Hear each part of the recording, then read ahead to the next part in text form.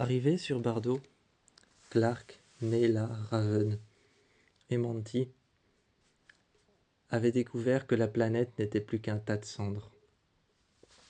Un désert qui maintenant était envahi par les vagues de radiation, par une nouvelle forme de vie complètement modifiée. Arrivé sur Bardo, abandonné depuis 5673 années. Abandonné depuis 5673 années, Bardo n'était plus qu'un tas de cendres, un désert complètement inattendu. Tout était détruit, et ce désert n'était plus que géographique. On pouvait savoir où est-ce qu'on allait, où est-ce qu'on partait, mais on ne savait pas où se trouvait la pierre. La pierre, il fallait maintenant la trouver. Après une vague de radiation, coupante comme des lames de rasoir, coupante comme du verre qui aurait fusionné avec du métal, cette vague de radiation fit disparaître tout ce qu'ils avaient vu. Leur espérance de voir un nouveau groupe arriver. Devant eux, le groupe des bergers de l'anomalie, armés, leur demandèrent de se rendre. Mais Clark, refusant de se rendre, n'attendit qu'un seul coup. Elle n'attendit qu'un seul coup pour tirer. Elle brandit son arme, son ceinturon un peu de travers, récupéra son couteau sur le côté. Le couteau sur le côté, l'arme au-dessus du manche du couteau, et elle tira l'un sur les autres. Récupérant les casques, elle les donna à Raven, à Monty, à Octavia, à tout le monde. L'anomalie s'était ouverte. L'anomalie s'était ouverte et un vaisseau étrangement plus grand, noir et énorme, ressemblant à celui de Diosa, était arrivé.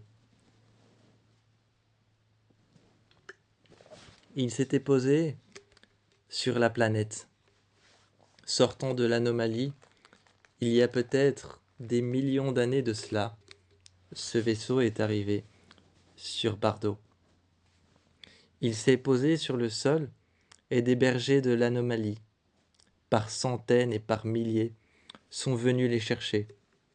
À l'intérieur du vaisseau, Diosa, Clark, Raven. Juste face à elle-même, Clark se retrouvèrent face à elle-même, enchaînée, et se voyait ressortir. Elle était persuadée que ce n'était pas la réalité, mais oubliait que l'anomalie avait un pouvoir immense sur le temps. Revenant à Sanctum, elle savait maintenant ce qui allait peut-être se passer. Elle en parlait avec Monty, avec Diosa, avec Monty, avec Octavia, avec Abby, Maddie, Diosa et aussi Murphy et Bellamy. Elle leur en parlait, qu'ils allaient se faire capturer, qu'ils allaient se faire prendre d'assaut, par un vaisseau extraterrestre, ressemblant fort à celui de Diosa. Diosa s'est souvenue alors de quelque chose, qu'elle avait emprunté un vaisseau sur Terre quand elle avait fait exploser les bâtiments administratifs juste avant l'apocalypse. Quand elle avait fait exploser les bâtiments administratifs. Parce qu'elle n'était pas d'accord avec Elle n'était pas d'accord avec ce qu'ils avaient imposé comme règle sur Terre juste avant l'apocalypse, avant que Ali ne détruise la Terre. Elle s'était souvenue de ce vaisseau, et en avait parlé à Clark. Un énorme vaisseau noir. Elle avait regardé Clark et lui a dit « Un énorme vaisseau noir, c'est ça. Un énorme vaisseau avec une seule grande porte. Avec trois énormes réacteurs sur les côtés. Et un énorme réacteur à l'arrière. et 2 grands devant. Clark s'est souvenu du vaisseau qui avait atterri sur Bardo et qui avait été emprunté par les bergers de l'anomalie. Ce n'était pas une simple vision, ou alors un simple double d'elle-même envoyé par l'anomalie. C'était simplement quelque chose qui allait se passer, quelque chose qu'elle avait déjà fait, quand elle avait fait exploser les bâtiments administratifs. Les personnes qui contrôlaient l'anomalie et qui contrôlaient le gouvernement bien avant l'apocalypse l'avaient emmené dans ce vaisseau. Le vaisseau était retourné dans l'espace et s'était accroché à l'Héligius 3, là où elle a été retenue captive et enfermée, avant de s'échapper 25 ans plus tard. Le vaisseau était retourné une seule fois sur Terre, pour pouvoir se préoccuper des bâtiments administratifs qui avaient été explosés, et essayer de reforger un gouvernement. Ils ont essayé de reforger un gouvernement à plusieurs reprises. C'était l'une des missions de l'Héligius 3. Sur Terre, pour reformer ce gouvernement, il fallait maintenant trouver le moyen, dans un océan vide, là où il y avait une plateforme pétrolière, de récupérer le mazout. C'était la mission de l'Héligius 4. Récupérer le mazout pour l'emmener sur Terre. C'était la mission de l'Héligius 4. Récupérer le mazout pour l'emmener sur Terre. Et maintenant qu'ils avaient fait ça, ils pouvaient remonter. Mais quand ils étaient remontés, ils s'étaient fait intercepter par les bergers de l'anomalie. Elle a été attrapée alors qu'elle participait à la mission. Ce n'était pas un hasard si elle avait vu ça. Elle avait ramené ces informations à Sanctum, mais Sanctum s'est fait attraper par les bergers de l'anomalie. Arrivant de tous les côtés, Russell Princeps décidèrent alors de lancer une bombe qui explosèrent en plein milieu de son village juste devant le château. Clark, qui était en train de rentrer dans la salle des squelettes avec Murphy et avec Indra. Avec Indra et avec Clark. Clark qui était avec Indra. Indra avec Clark. Et Octavia qui était avec Indra. Tous ensemble, à trois, avec Graven, elles avaient les instructions pour mettre le château en flammes. Elle l'avait réduit en cendres, mais elle s'était fait passer pour une autre, pour pouvoir rentrer dans la salle des squelettes. Elle s'était servie de la technologie Princeps pour pouvoir se faire passer pour la fille de Russell Princeps. En se faisant passer pour la fille de Russell Princeps, en se servant de leur technologie, elle était remontée à la salle des squelettes et avait fait semblant d'être sa fille. Raven ne faisait qu'écrire des textes qu'elle répétait. Elle ne faisait qu'écrire des textes et commandait sa mémoire. Elle lui disait quoi dire, lui disait quoi faire, la guidait depuis un certain point, depuis un certain endroit, depuis une balise posée juste en bas de la vallée de Sanctum, du royaume de Sanctum. Elle la guidait et lui disait quoi faire, quoi dire, où est-ce qu'elle allait, et elle voyait à travers ses yeux, grâce à la puce de mémoire qu'elle avait un peu trafiquée. Des codes répétés, des acronymes en lettres et en chiffres, qui libérèrent des codes cachés, qui libérèrent aussi d'énormes fichiers sur Sanctum. Ces énormes fichiers sur Sanctum, cachés par des codes, par des lettres, et aussi par plusieurs centaines de codes. Ces codes, eux, renfermèrent des choses qu'ils n'avaient encore auparavant jamais vues. des centaines de millions d'organismes vivants qu'ils avaient utilisés, des vidéos sur des organismes mis à l'intérieur des humains. Bien avant qu'ils ne puissent le savoir, ceux qui vivaient sur Sanctum, bien avant que Russell Princeps ne s'y installe, avaient utilisé les vers, avaient utilisé les larves des vers des sables, avaient utilisé tout le peuple de Sankru, avaient utilisé tout le peuple des Sankru. Les vers des sables avaient été utilisés, mais uniquement leurs larves.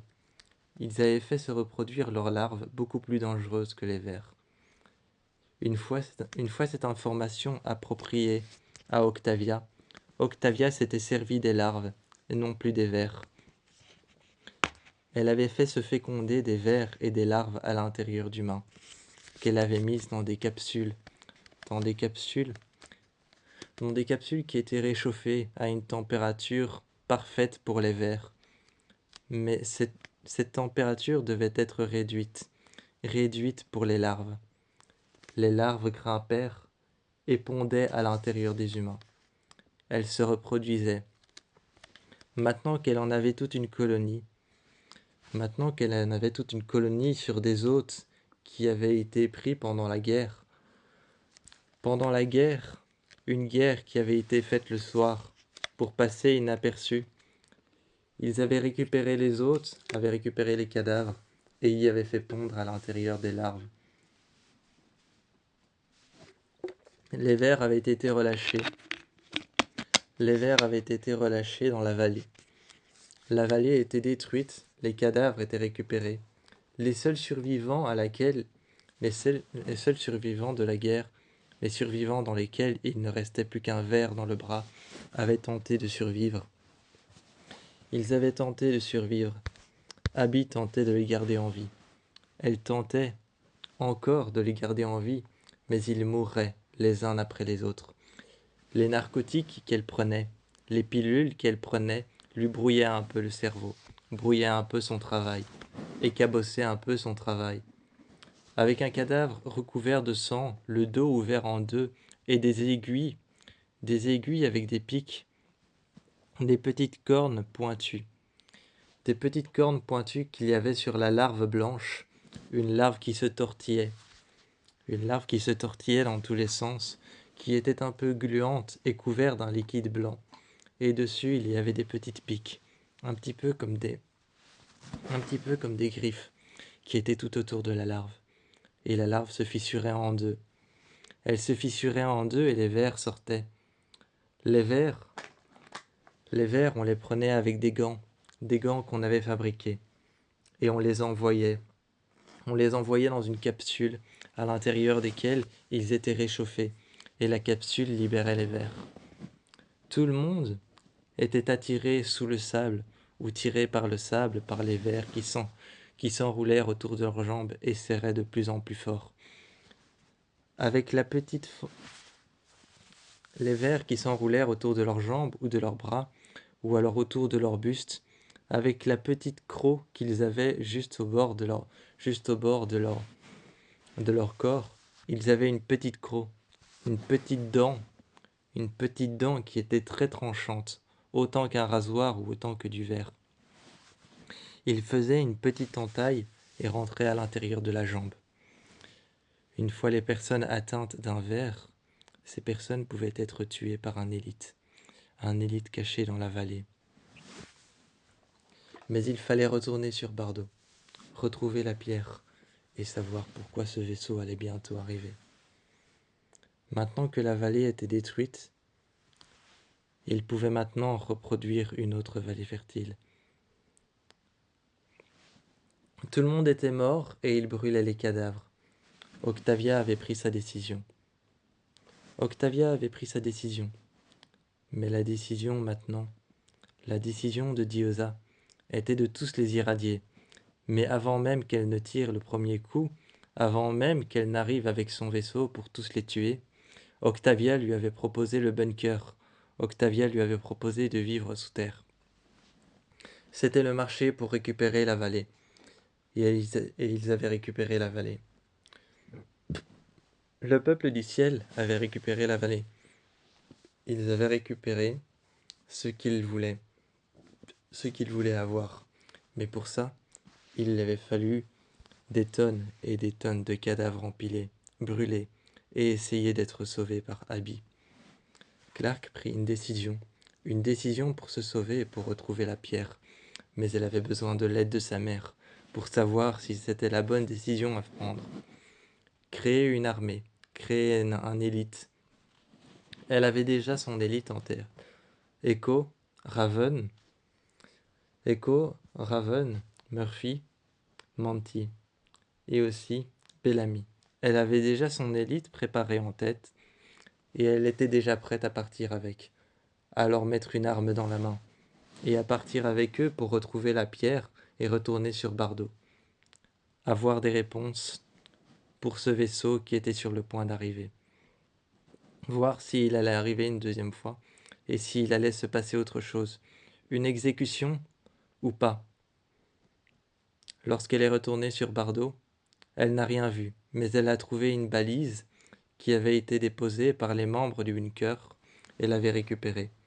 Cette balise avait des données satellites sur l'Eligius 3 et l'Eligius 4. Les missions y étaient enregistrées. Ramenée à Sanctum, elle était arrivée avec son flingue et avec l'armement qu'elle avait sur les épaules. Elle tirait sur tout le monde, sur tous les gardes de l'anomalie qui étaient en train de prendre d'assaut le château.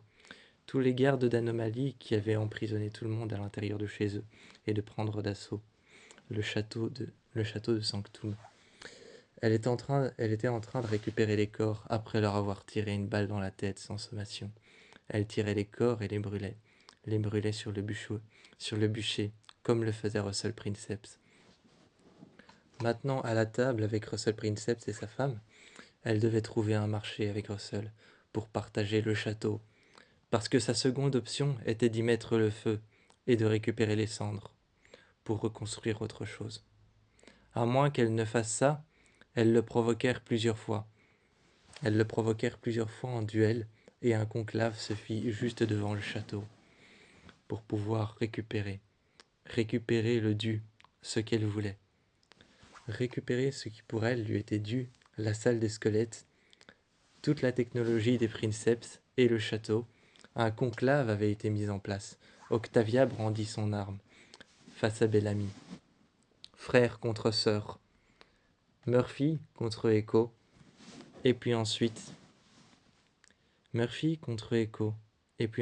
d'autres guerriers. Un guerrier Sankru contre un guerrier Tricru. Un guerrier Wankru contre l'un des peuples de l'air. Contre l'un du peuple de l'air. Contre l'un du peuple des montagnes. Le peuple des montagnes, le peuple de l'air et tous les autres peuples étaient venus y assister. L'un des peuples du ciel contre les peuples de la terre. Il y avait toujours une logique. Le peuple du ciel contre le peuple des terres. Le peuple du sable contre le peuple de la forêt. Toujours une logique de contre et de pour. Le dernier conclave avait été fait contre Russell et contre Clark. La femme de Russell contre Clark, et puis Russell contre Clark. Une fois le conclave terminé, le dernier debout, qui franchirait la ligne du château, pouvait ouvrir la porte et récupérer la spirale du château, la spirale de la pierre, et retourner sur Bardo, autant qu'il le voulait, mais le château lui appartenait. Une fois que le conclave était terminé, la dernière debout, c'était Octavia, face à son frère, brandissant son arme devant son visage, et l'aidant à se relever. Et entre Russell et Clark, le dernier debout, c'était Clark avec son arme, juste en face de Russell, le doigt déjà sur la détente, n'hésitant presque même pas une seule seconde déjà à tirer. Elle prit le château et maintenant devant tout le monde prit le micro de Russell, en parlant à tout le monde, même aux gardes qui faisaient partie des princeps, et en disant que le château lui appartiendrait. Au peuple du ciel, plusieurs vaisseaux étaient sur le point d'arriver, de se poser. Des balises étaient en train d'arriver de l'Eligius 3 et de se poser à même le sol. pour pouvoir maintenant y habiter. Les maisons sur le côté avaient été virées, avaient été détruites, et des balises venues tout droit de l'espace, venues tout droit de l'arche, venues tout droit de l'anneau, venues du vaisseau qu'elle avait vu sur Bardo, qu'ils avaient vu sur Bardo. Le grand vaisseau s'était posé en face. Complètement transformé, des vaisseaux, des navettes et des balises venues de l'espace, le grand vaisseau noir et le vaisseau de Diosa étaient en face du château. Ils avaient transformé le peuple des princeps, mais savaient très bien se servir de leur technologie. Raven était aux commandes, et maintenant le château leur appartenait. Russell Princeps avait été enfermé sous son propre château. Et il ne manquait plus maintenant que prendre des décisions pour la prochaine des guerres.